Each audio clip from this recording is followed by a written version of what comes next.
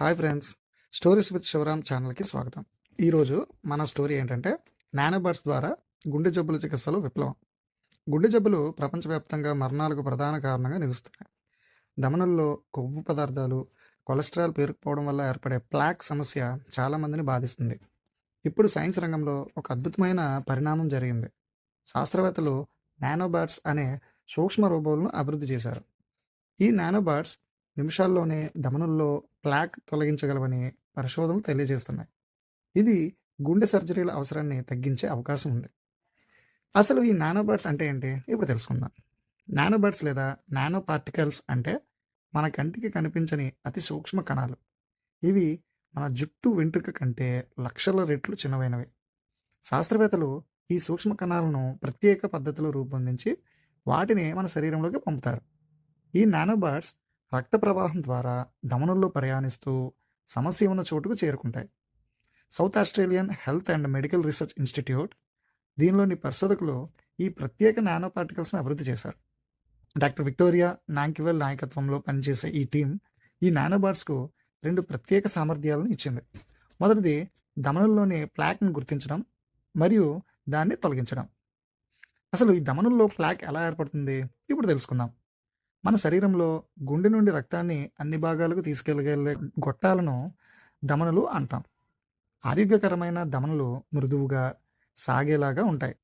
కానీ కొన్ని కారణాల వల్ల ఈ ధమనుల లోపల గోడల మీద కొలెస్ట్రాల్, కొవ్వు పదార్థాలు మరియు ఇతర వ్యర్థ పదార్థాలు పేరుకుపోతాయి. దీన్ని ప్లాక్ అని పిలుస్తారు. ఈ ప్లాక్ క్రమంగా పెరిగి ధమనులను ఇరుకు చేస్తుంది. ధమనులు ఇరుకు అయితే గుండెకు తగినంత రక్తం, ఆక్సిజన్ అందకపోతుంది. దీనివల్ల ఛాతీ నొప్పి, ఊపిరి ఆడకపోవడం వంటి సమస్యలు వస్తాయి. కొన్నిసార్లు ఈ ప్లాక్ పగిలిపోయి రక్తం గడ్డకట్టడానికి కారణమవుతుంది. ఇది గుండెపోటుకు దారితీస్తుంది. అంతేకాదు, ఈ ప్లాక్ ఉన్న చోట శరీరంలో వాపు కూడా ఏర్పడుతుంది. ఈ వాపు మరియు ప్లాక్ ఏర్పడేందుకు తోడ్పడుతుంది. ఇలా ఒక దుష్ప్రక్రం నడుస్తుంది. నానోబాట్స్ ఎలా పనిచేస్తాయి ఇప్పుడు తెలుసుకుందాం.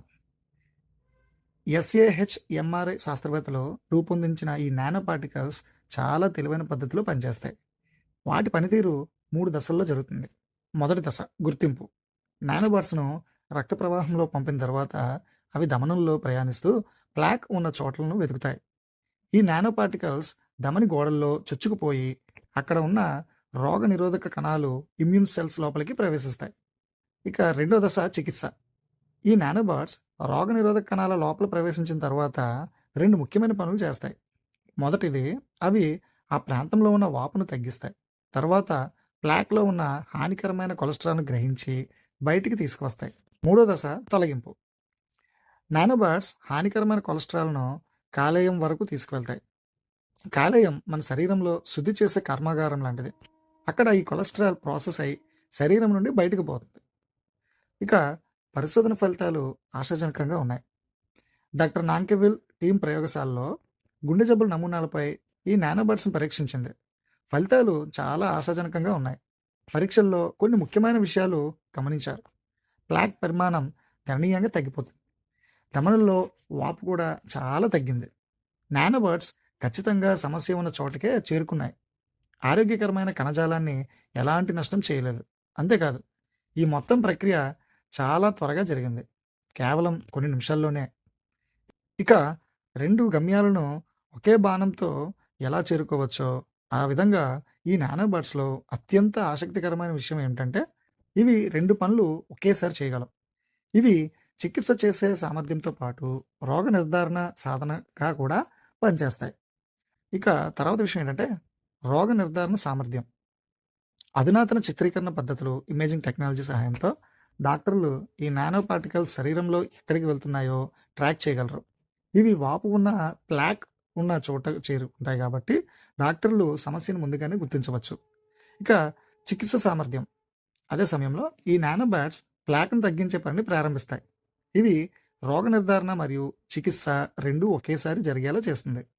ఈ రెట్టింపు సామర్థ్యం చాలా విలువైంది. డాక్టర్లు ప్రమాదంలో ఉన్న రోగులను ముందుగానే గుర్తించి గుండెపోటు లేదా ఇతర తీవ్రమైన సమస్యలు సంభవించే ముందే చికిత్స ప్రారంభించవచ్చు. ఇక తర్వాత విషయం ఏంటంటే ప్రస్తుత చికిత్సల కంటే ఎలా ఇది మెరుగ్గా పనిచేస్తుంది? ఇప్పుడు గుండె జబ్బుల చికిత్స కోసం వివిధ పద్ధతులు ఉన్నాయి. మొదటిది మందులు. కొలెస్ట్రాల్ తగ్గించే మందులు, రక్తపోటు మొదలైనవి. ఇవి ప్రమాదాన్ని తగ్గించవచ్చు కానీ, ఇప్పటికే ఏర్పడిన ప్లాక్‌ను పూర్తిగా తొలగించలేవు.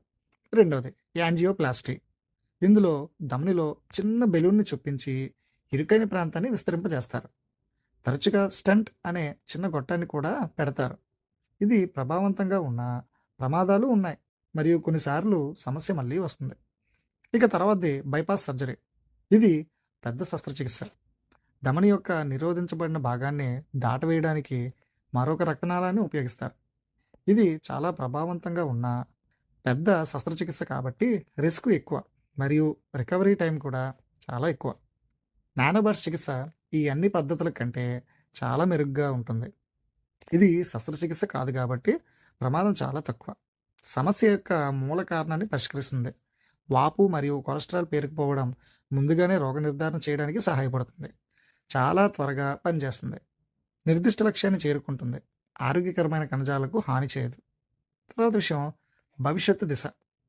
ప్రయోగశాల పరీక్షలు విజయవంతం అయ్యాయి కాబట్టి ఎస్ఏహెచ్ ఎంఆర్ఐ టీం ఇప్పుడు ఈ సాంకేతికతను మానవుల్లో వాడటానికి తగినట్లుగా అభివృద్ధి చేస్తుంది. ఇది కొన్ని దశల్లో జరుగుతుంది. మొదటి దశలో భద్రత పరీక్షలు. మొదట మానవులకు ఈ నానోబాట్ సురక్షితమేనా కాదో అని నిర్ధారించుకోవాలి. ప్రయోగశాల ఫలితాలు ఆశాజనకంగా ఉన్నా మానవ శరీరంలో ఎటువంటి దుష్ప్రభావాలు లేవని నిర్ధారించుకోవాలి. రెండవది క్లినికల్ ట్రయల్స్. తర్వాత రోగులపై జాగ్రత్తగా పర్యవేక్షించబడే పరీక్షలు నిర్వహిస్తారు. ఇందులో చిన్న సమూహంతో ప్రారంభించి క్రమంగా పెద్ద సమూహాలకు విస్తరిస్తారు.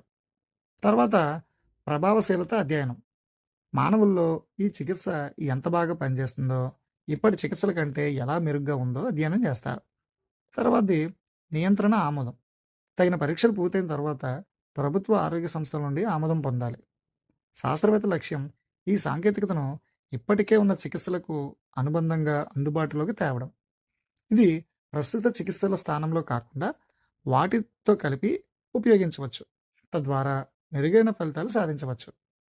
గుండె ఆరోగ్యం కోసం మనం చేయవలసినవి ఏంటి? ఈ కొత్త సాంకేతికత ఆశాజనకంగా ఉన్న నివారణ ఎప్పుడూ చికిత్స కంటే మెరుగైనది. గుండె ఆరోగ్యం కాపాడుకోవడానికి మనం రోజువారీ జీవితంలో కొన్ని విషయాలను అనుసరించాలి. మొదటిది ఆరోగ్యకరమైన ఆహారం.